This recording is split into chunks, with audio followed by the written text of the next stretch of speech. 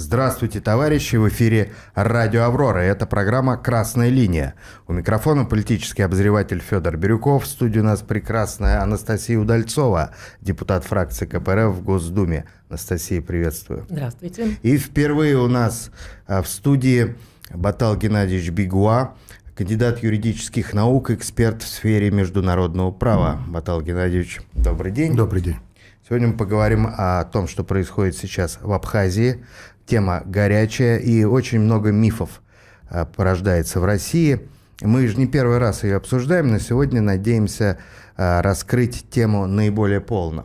Итак, почему в Абхазии произошел государственный переворот, как его называют, кто за этим стоит, каково отношение абхазского народа к России и, допустим, российского государства к Абхазии, и каковы ваши прогнозы на будущий уже год, потому что у нас сейчас уже предновогодняя неделя, а может быть этот эфир выйдет вообще после Нового года, так что на всякий случай всех с наступающим.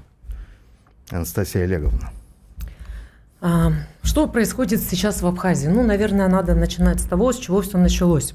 А началось все с того, что абхазская оппозиция вывела на улицы людей, в большом количестве, надо сказать, для Абхазии, потому что я уже 2 года наблюдаю политическую обстановку в этой стране. Я, как член межпарламентской комиссии между нашими странами, часто там бываю в том числе. И могу сказать, что предыдущие протесты, конечно, рядом не стояли с тем, что случилось в ноябре.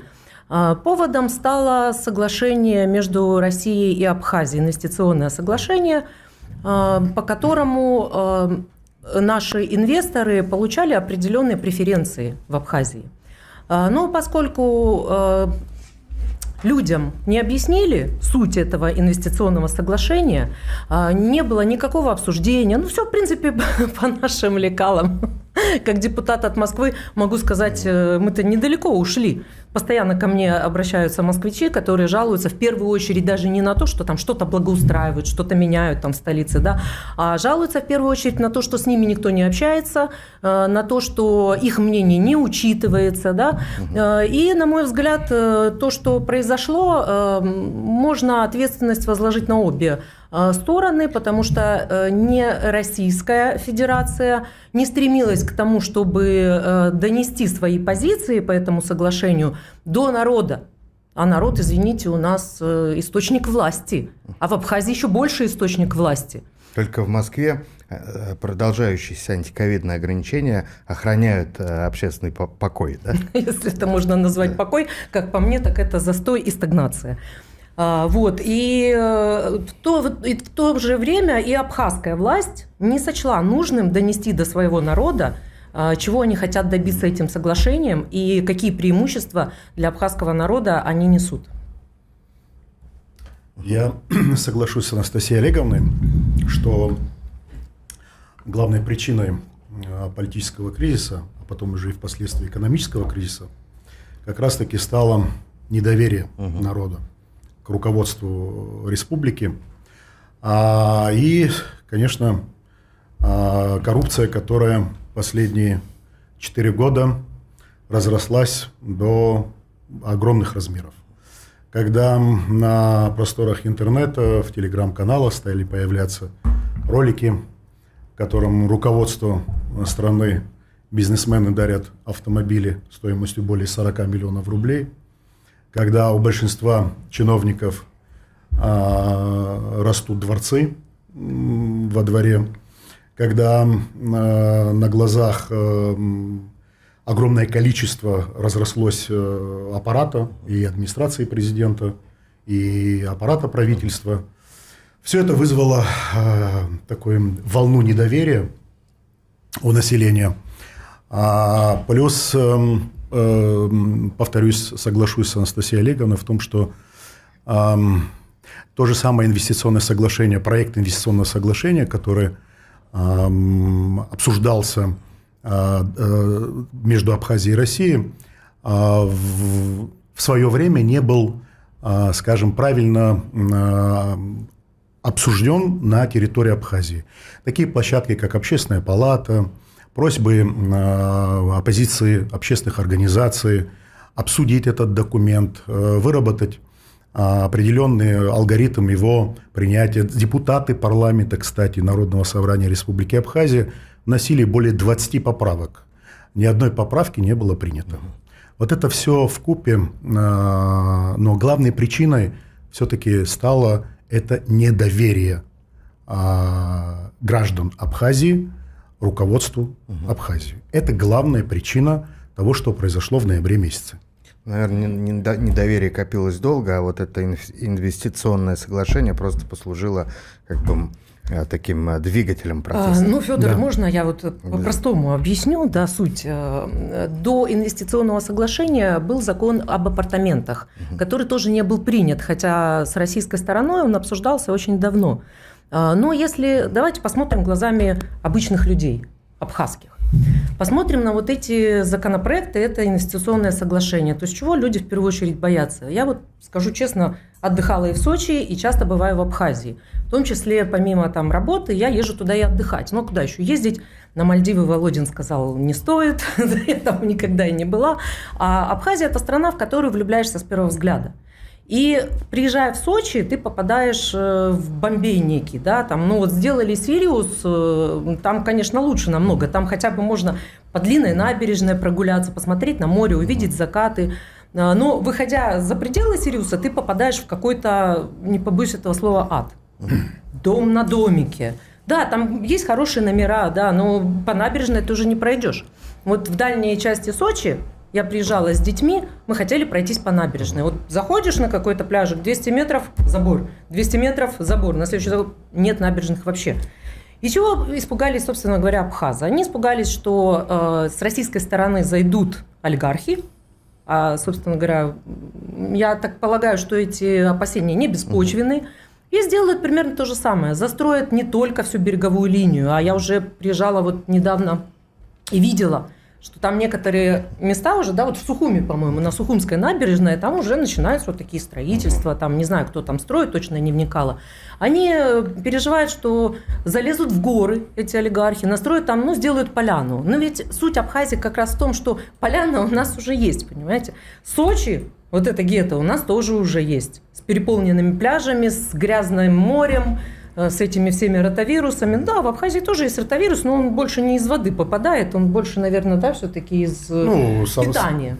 Санэпидемстанция там немножечко не дорабатывает. Вот. И, честно сказать, я тоже очень не хочу, чтобы застроили горы, чтобы наделали там, я не знаю, чтобы нарушили аутентичную природу страны. Вот этого не хотят абхазы, этого не хочу я. Но есть опасения, что этого хотят те, у которых много миллиардов в России, которые хотят в эту Абхазию залезть со своими миллиардами. То есть это надо было просто обсудить, объяснить людям, где какие границы, там люди должны были высказать свое мнение, что да, на вот это мы согласны, давайте вот так, и какой-то компромисс был бы найден. Но этого не было сделано. Плюс народ очень болезненно относится к любым инициативам, которые так или иначе могут нарушить, скажем так, вековую такую традицию абхазскую сохранения своей родины. Кстати, в истории Абхазии было очень много трагических событий, и все, что касается родины, сохранения ее как суверенитета и как независимости, очень болезненно воспринимается. Сейчас без привязки к инвестиционному соглашению, но если взять с 1937 года, а если вообще глубоко посмотреть в историю, начиная там с 1877-78 годах, в Абхазии было такое махаджирство, вследствие которого более 150 тысяч абхазов были выселены в Турцию после Кавказской войны. Кроме того, у нас с 1937 по 50 год, скажем так, по поручению Берия проводилась грузинизация, потом Абхаз-переселенстрой, когда на места тех, где проживали переселенные в Турцию люди, загоняли население с Грузии. Там были и грузины, и мингрелы, и армяне, и греки. И грузинизация довела до того, что у меня отец в школе заставляли учить грузинскому языку. старались вообще, чтобы исчезли абхазские фамилии, они изменялись на грузинский лад. И вот это вот все, что происходило с Абхазией, особенно совсем недавние события 20 века, это Отечественная война грузино-абхазская 92-93 года, когда Абхазия потеряла огромное количество лучших сыновей Абхазии, очень болезненно воспринимается, сейчас возвращаясь, в чем причина, очень болезненно воспринимается любая инициатива, которая не обсуждается с народом, подписывается, а потом в поисках причин мы начинаем, ну как совсем недавно уже экс-президент Абхазии говорил, мне не с кем разговаривать в Абхазии, совет старейшин для него не показатель, общественная палата для него не показатель, представители оппозиции для него не голос,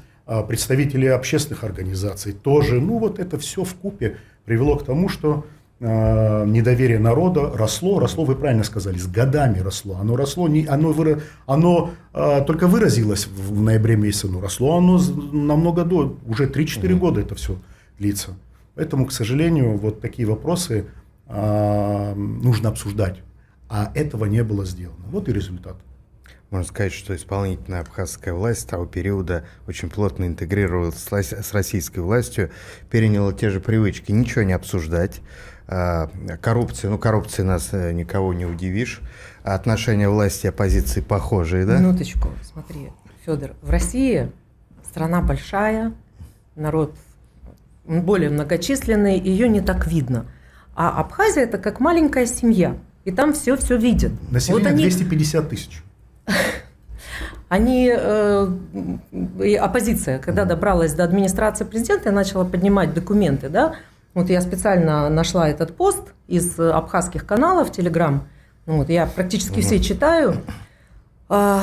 Инвестиции. Мы же не только, Российская Федерация не только дает инвестиции, которые бюджетные, там, да, энергетические, она еще и дает на развитие бизнеса инвестиции. В прошлом году это было порядка 11 миллиардов, и хотели еще сделать допы до конца этого года. Льготное кредитование для бизнеса. А теперь смотрим. Вот по информации из АП. 1,2 миллиарда рублей на строительство апартаментов депутату, одному, второму министру юстиции. 600 миллионов на строительство пивзавода в Гудауте, 500 миллионов в Новом Афоне премьер-министру Анквабу, министру экономики Озган и депутату Аслану Лакоба. 1,1 миллиард рублей на строительство апартаментов в Сухуме по проспекту Мира Бадри Гумбе.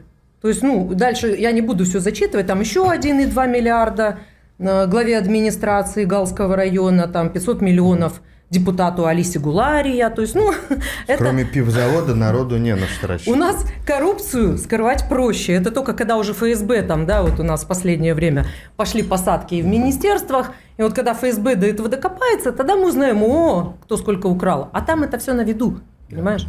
Да. Там очень сложно скрыть это. И тяжело это сделать, тем более, что из 250 тысяч населения абхазы чуть больше 100 тысяч. Чуть больше 100 тысяч. Второе по численности – это армянское население, потом русскоязычное население, вернее русские, которые составляют около 20%, около 15-20% населения. Вы знаете, я соглашусь с тем, что инвестиционное соглашение в рамках льготного кредитования, я знаю людей, которые делились со мной, когда они приходили в профильное министерство и просили дать им возможность поучаствовать в конкурсе на льготное кредитование, которое было в рамках инвестиционного соглашения. Им выдавали огромный список там, из 23 пунктов, если я не ошибаюсь, и у них уходило огромное количество времени, там 2-3 месяца, чтобы собрать, перевести землю из частного в коммерческое. Это и расходы, это и постоянные препоны и в администрации городов, районов. И когда он приносит огромную пачку документов и говорит, и выдыхая, говорит, я собрал, и ему говорит, а вы опоздали. Деньги уже освоены. Уже освоены, и таких понятно. Примеров сотни. И эти примеры, которые Непосредственно я знаю людей, с которыми дружу, которые имеют маломальский бизнес, хотели развить. Кстати, если помните, Анастасия Олеговна, один из людей, который был, скажем так, в теме этого инвестиционного соглашения по льготному кредитованию, он жаловался на то, что претенденты на льготное кредитование в основном гостиницы и апартаменты. Никто не хотел брать деньги на производство, на агропромышленный комплекс. Никому это не интересно. Только туристическая сфера. И больше ничего. Ну и Анастасия Олеговна озвучила там список, людей, которые освоили или получили одобрение этих проектов. Таких примеров очень много, к сожалению. Очень много. И на самом деле деньги, я так понимаю, вот эти деньги, про которые тут речь шла, они не дошли пока. Но проблема-то не в этом. Мне лично вот все равно, дошли им там эти миллиард там, с копейками или не дошли 600 миллионов. Но проблема в другом. Проблема в том, что страдают простые люди. Я читаю в разных соцсетях, подписана на разные группы. И безумно больно читать, как там болеют дети, потому что круглые сутки нет света, понимаете? Вот женщины, молодые матери, пожилые люди, особенно дети.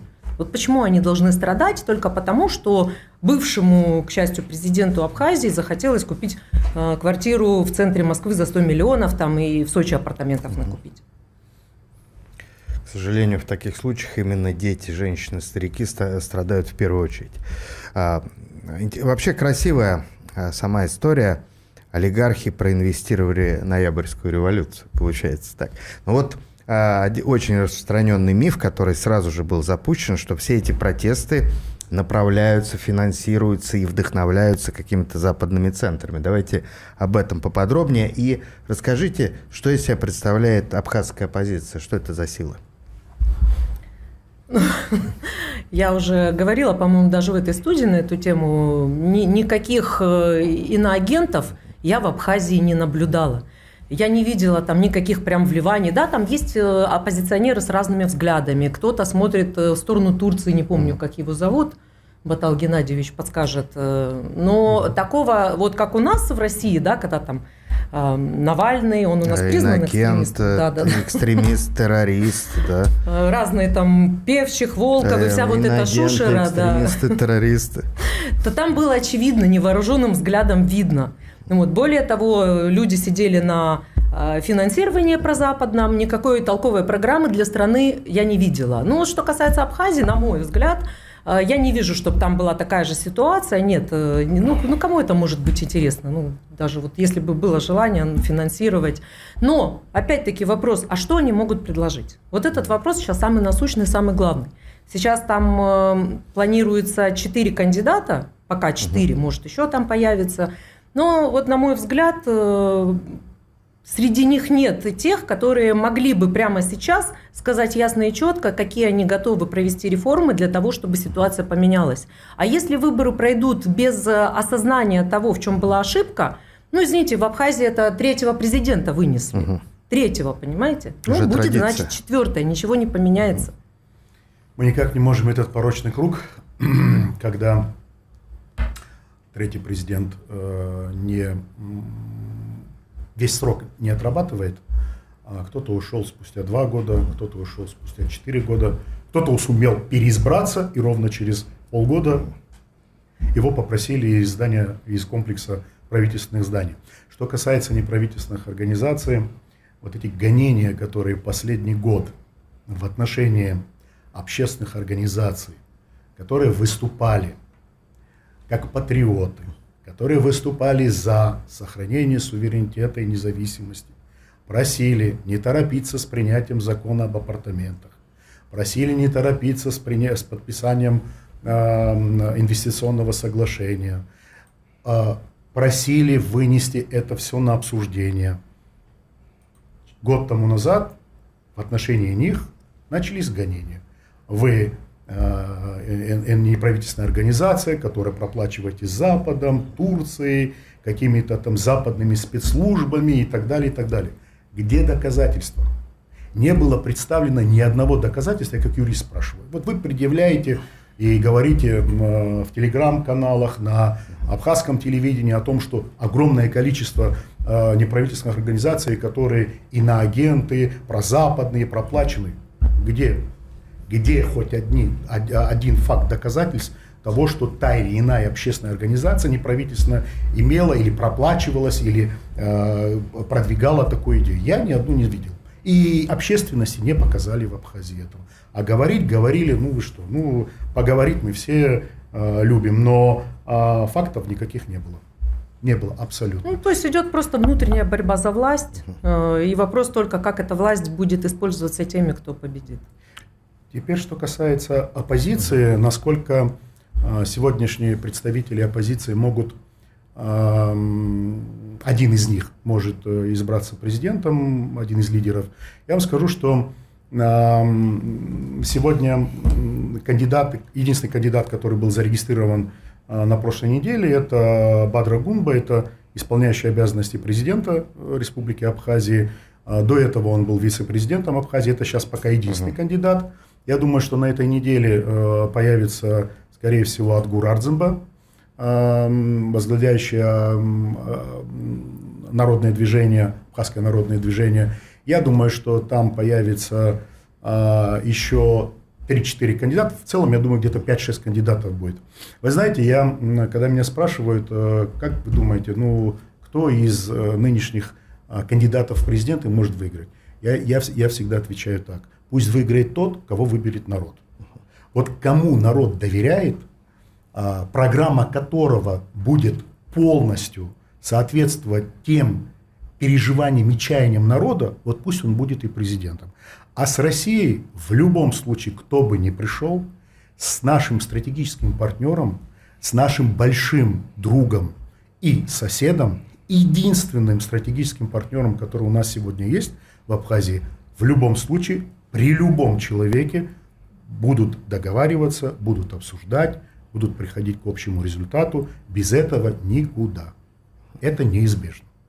А какие можно назвать идеологические течения в оппозиции? Вот там, условно говоря, левые, правые, коммунисты, консерваторы. Есть такие? Или какое-то совершенно иное распределение? Скорее всего, сейчас такая больше тенденция такого молодежного крыла. Ну, в частности, Адгур Ардземба, как раз представитель этого поколения, от 80-го года. Его поддерживает молодежь, его поддерживает и более взрослое население. И взгляды такие. Все 31 год после войны грузино-абхазской у нас во главе республики стояли уважаемые люди, которые имели большой опыт работы в Советском Союзе, в ЦК КПСС, в комсомоле и так далее. Но эти люди уже сегодня, им многим за 70 лет. И сейчас тренд такой молодежи, что нужно менять поколение, политиков нужно посмотреть. Кстати, очень много среди той же оппозиции молодых ребят, которые закончили российские вузы успешно, имели хороший опыт работы в государственных структурах и в муниципальных органах власти. То есть это люди с опытом работы.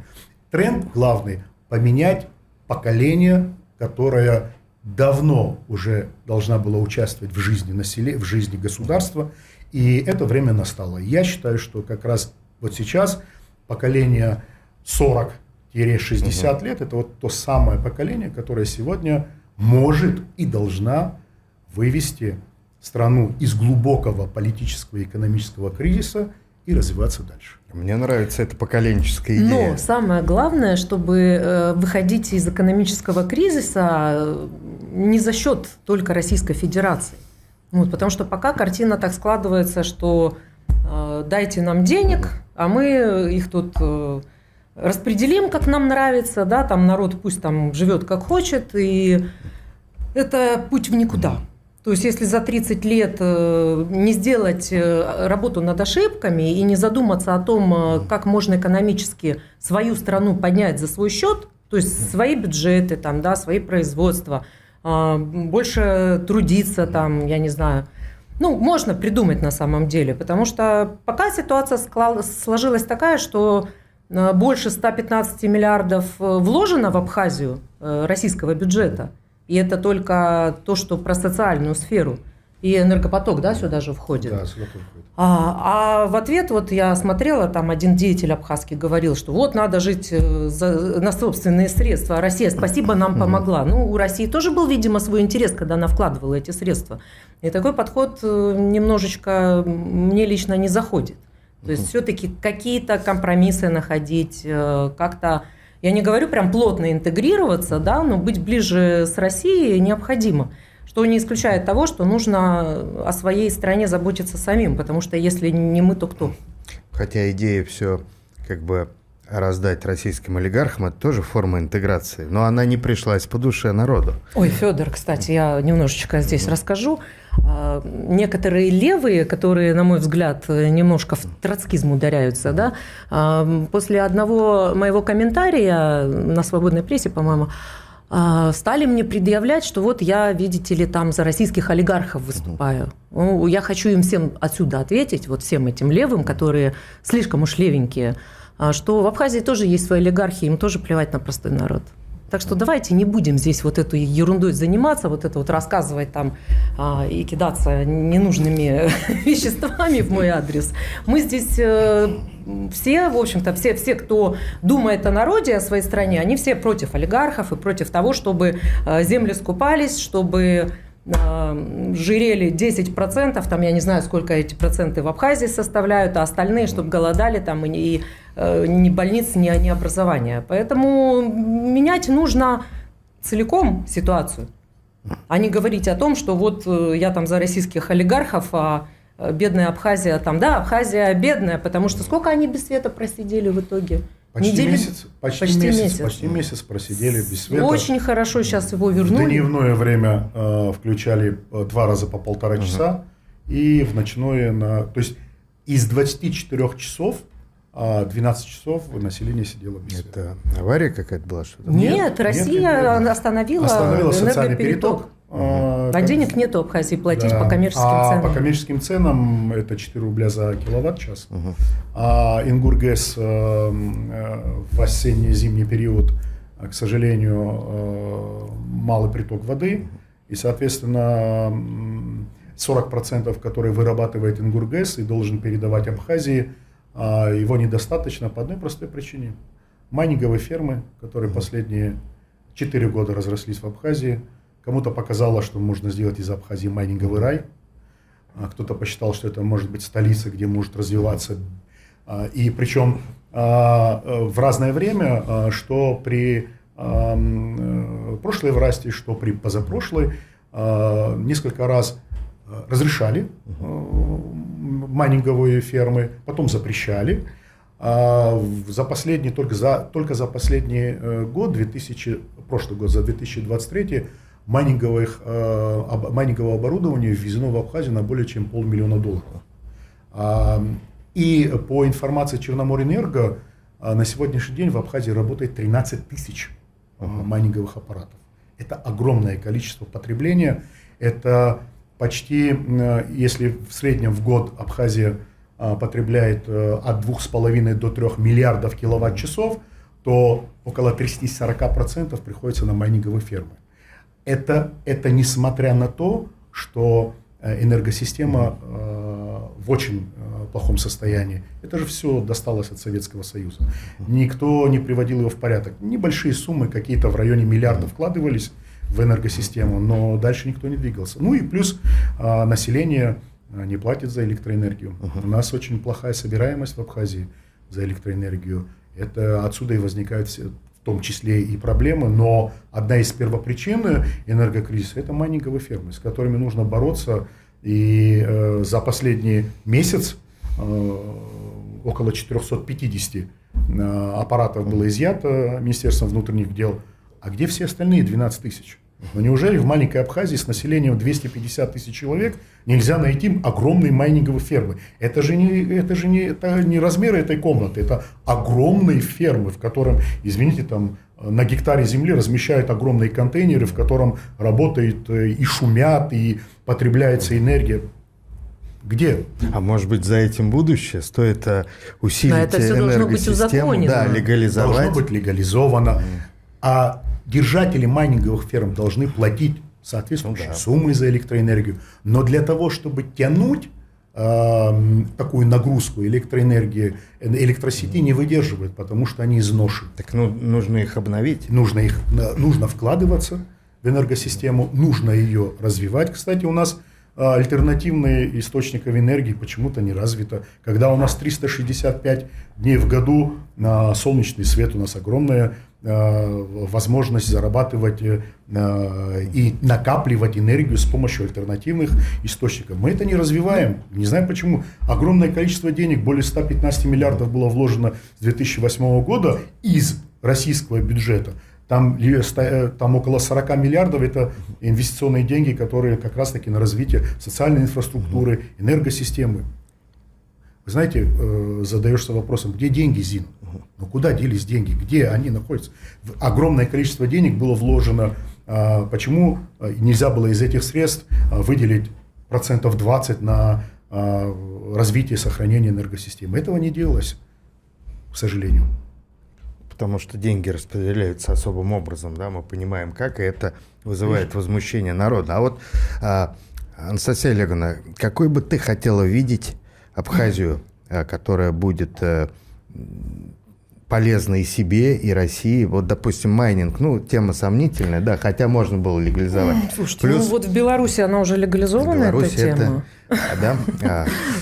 Там особая тема. Вот Батал Геннадьевич упомянул в самом начале разговора, что люди борются за сохранение традиционного уклада, стиля, самобытности. То есть это не должно быть что-то такое мега шикарное, допустим, мега шикарные отели для богатых. Нет. Это должно быть все органично, и это можно сделать. Это будет пользоваться спросом у россиян. Ну, конечно, а зачем мы туда едем? Плюс, допустим, можно организовать там центры игорного бизнеса, допустим, для богатых. А почему нет? На побережье. Пусть едут в поляну, пожалуйста, не надо там игорного бизнеса. Огромные возможности развития агропромышленного комплекса.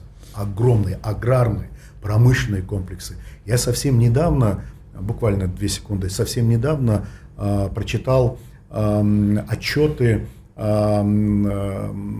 которые были еще в советское время, геологоразведка полезных ископаемых. У нас огромное количество полезных ископаемых. Это доломит, барит, ртуть, каменный уголь, медь, свинец, цинк, кобальт, олово. Я дальше, если сейчас начну читать, это займет пару минут. У нас огромное количество, мы не вкладываем в эту промышленность, у нас есть возможность, причем они в общедоступных горных местностях. У нас аграрный сектор практически не работает. У нас урожай можно снимать 2-3 раза в год. Это те же самые экологически чистые продукты, это те же самые цитрусовые. У нас мандарины, такой бренд абхазские мандарины, да, у нас огромные плантации, которые нужно просто обрабатывать, которые нужно лечить необходимым образом, вкладывать в сельское хозяйство. И, конечно же, без России, без рынка реализации мы не обойдемся. В любом случае, торгово-экономические отношения, они есть и должны быть. Но мы аграрным комплексом не занимаемся, промышленностью не занимаемся. Мы уперлись то в майнинговые фермы, то только в туристический комплекс. Туристическо-рекреационный комплекс, понятен, что он очень важен. 240 километров Черноморского побережья, шикарные бухты, Сухумская бухта, Пицунский мыс Пицунда. То есть у нас достаточно таких возможностей природных, но не нужно развивать и другие сферы тоже. Агропромышленный комплекс, туристско-рекреационный, это в любом случае. У нас большие возможности. Кстати, вот сейчас этот же тренд, вот поколение, о котором я сказал, молодого, как раз-таки для того, чтобы самостоятельно зарабатывать деньги, а не вечно протягивать руку помощи своему большому другу и соседу и кричать о том, что дайте нам денег, и мы тут все сделаем. За собственные средства нужно существовать и развиваться. Поколение свободы. Да, можно назвать. Да, можно так назвать. Можно и так. Получается, Абхазия имеет потенциал быть богатой страной, развивающейся, динамичной, богатой, самобытной. Кстати, реально базирующейся на традиционных ценностях. Это же сегодня модно. Добро пожаловать в мир прогрессивных решений и надежных партнеров. «Аврора» представляет компанию «Акнотика» меняющую правила в мире оконного сервиса и следующую тем же ценностям, что и коллектив нашего информационного агентства. Акнотика – это новое слово в остеклении объектов любой сложности. Прямая связь с руководителем, честность, надежность и открытость команды которого меняют индустрию установки окон, предлагает двойной срок службы конструкций по цене прошлого года. Пригласите для расчета стоимости специалистов 3 компаний, и вы поймете, почему окна Акнотика доступнее, чем кажутся. А гарантия 10 лет – не единственное преимущество соблюдения нами всех строительных норм и правил. Акнотика. Надежно, доступно, в срок. Ссылка в описании. Мы в России же сохраняем наши малые народы. Да? Почему абхазы не имеют права отстаивать свою самоидентичность? Кстати, в России коренные малочисленные народы Севера Сибири и Дальнего Востока, которых всего лишь 400 тысяч в общем, да, там их около представителей 41 этноса.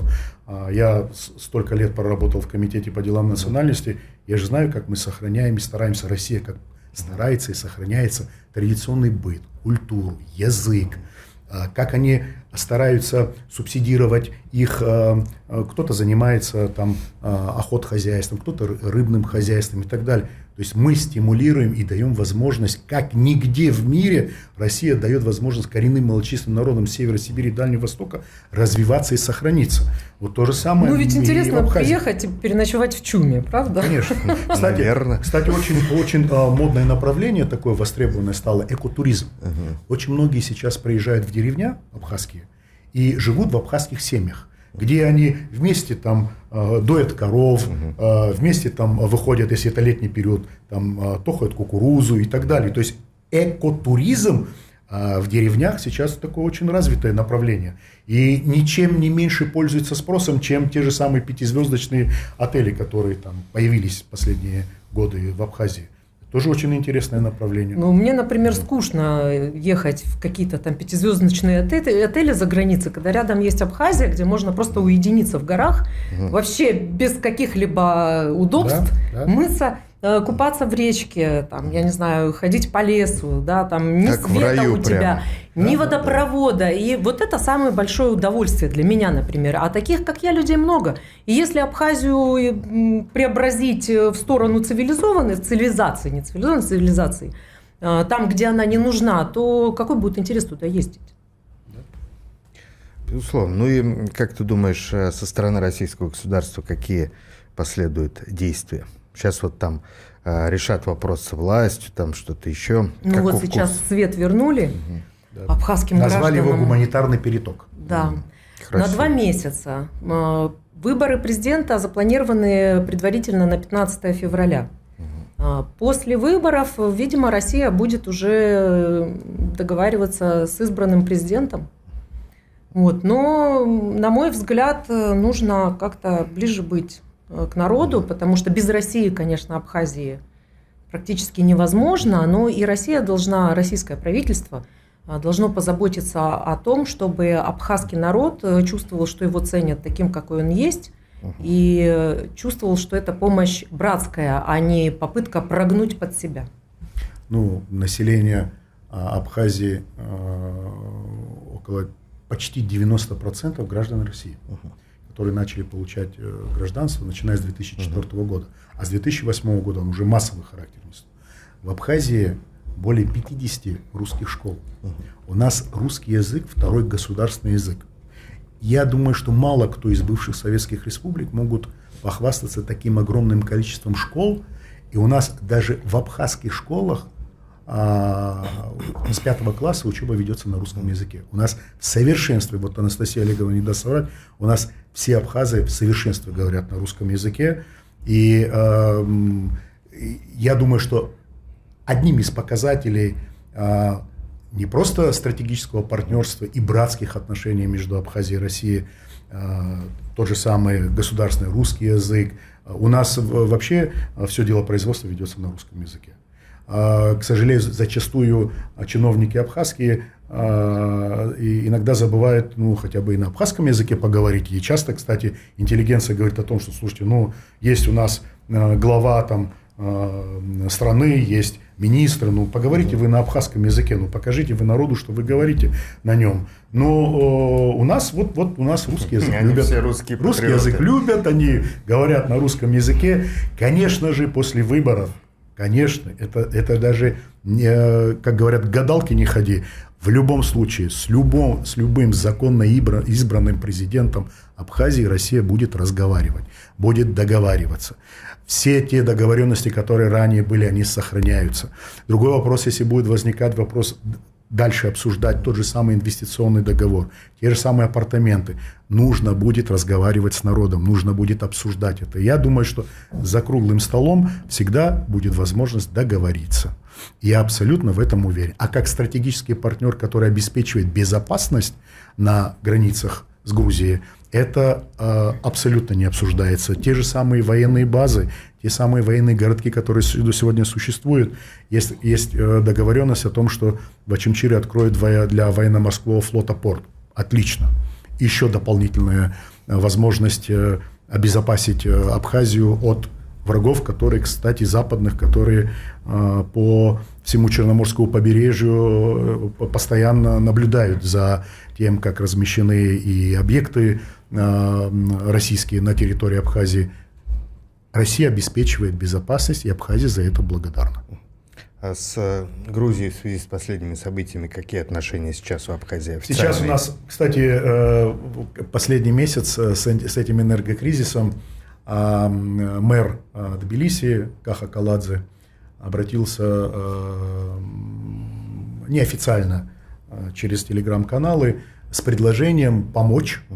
Сказал, сейчас дословно не помню, но сказал так, что мы готовы помочь братьям-абхазам, чтобы они не остались на Новый год без света. Ну, спасибо за такое предложение, но у нас с Грузией до сих пор не подписан мирный договор. Прошло уже больше 30 лет. Мы не раз на женевских переговорах встречаемся, представители Министерства иностранных дел Абхазии регулярно с ними встречаются, обсуждают и предлагают подписать мирный договор о невозобновлении войны. Но, к сожалению, по сей день Грузия пока еще не готова. Понятно, что сегодня в Грузии появляются более пророссийские представители власти, которые видят в сотрудничестве с Россией дальнейшее развитие. Ну, я думаю, что соседам вечно быть врагами не получится. Нужно начинать с мирного договора, а дальше, я думаю, что и торгово-экономические подтянутся отношения. Это невозможно вечно держать границы закрытыми, хотя с Грузией у нас граница не закрыта. У нас перемещаются люди и из территории Абхазии в Грузию, из Грузии в Абхазию. Кстати, ряд абхазов ездят лечиться в Грузию, им там обеспечивают бесплатное лечение. Есть программа по поддержке абхазского населения, которой выделяются немалые деньги правительством Грузии. Они лечат бесплатно абхазов, те возвращаются на родину. Но тем не менее, в любом случае надо будет находить какие-то компромиссные решения, но начинать нужно с подписания мирного договора. Без этого никуда. Сейчас вообще интересное время. Вот некоторые страны живут в мире друг с другом без подписания мирных договоров, как Абхазия с Грузией или Россия с Японией, допустим. А в то же время ведутся войны без объявления войны. Поэтому у нас все относительно. Анастасия, а вот как депутат Государственной Думы Российской Федерации назови основные направления, по которым Абхазия полезна россиянам, вот прям там топ-3 или топ-5. Зачем? Вот потому что зачастую сейчас читаешь в телеграм-каналах, опять это хватит кормить Абхазию, отстаньте, нам уже не до этого. Чем полезна Абхазия? Вот я совершенно не разделяю такую позицию, хватит кормить Абхазию. Нет, она имеет какое-то основание, конечно, под собой, мы уже это обсудили здесь, но когда даже мои коллеги, некоторые заявляют, что вот будете сидеть без света, пока не поумнеете, это тоже довольно-таки неконструктивный подход. На мой взгляд, в первую очередь, Абхазия важна для России как буферная зона, приграничная с Грузией. Во-вторых, это все-таки выход в Турцию. И не исключено, что чисто геополитически это может пригодиться даже в наших отношениях с китайцами, у которых тоже геополитически там ситуация не очень складывается в плане там Тайвань, могут перекрыть и другие выходы в мир для китайцев, и будут ехать они все в основном через Россию. А тут они могут еще и этот путь избрать. Это первое вот направление, да, то есть безопасность. Второе – это выход, все-таки тоже выходы в мир. И третье, ну, естественно, туристическое. В первую очередь туристическое, мандарины. Интересно, красиво поехать. Ну, ты просил 3, я 3 назвал. Отлично, спасибо. Наказ избирателя выполнен прямо в эфире радио «Аврора». Ну что ж, друзья, благодарю вас за интерес. Можно я еще добавлю? Конечно. Я еще, чтобы завершить, как депутат Государственной Думы, но все-таки от фракции КПРФ, я хочу сказать, что в работе с абхазами, как член межпарламентской комиссии, я буду приветствовать восстановление там полноценного гражданского общества, прямой демократии и вся власть народа. Ура! Ну и в завершении хотелось бы сказать, на абхазском языке переведу на русский. «Пстазарасыху псадгилуп». Жить нужно ради Родины. Это вот такой сейчас последний тренд, озвученный, кстати, Царство Небесное, первым президентом Абхазии Владиславом Григорьевичем Ардзембо. Это лидер Абхазии, был настоящий лидер.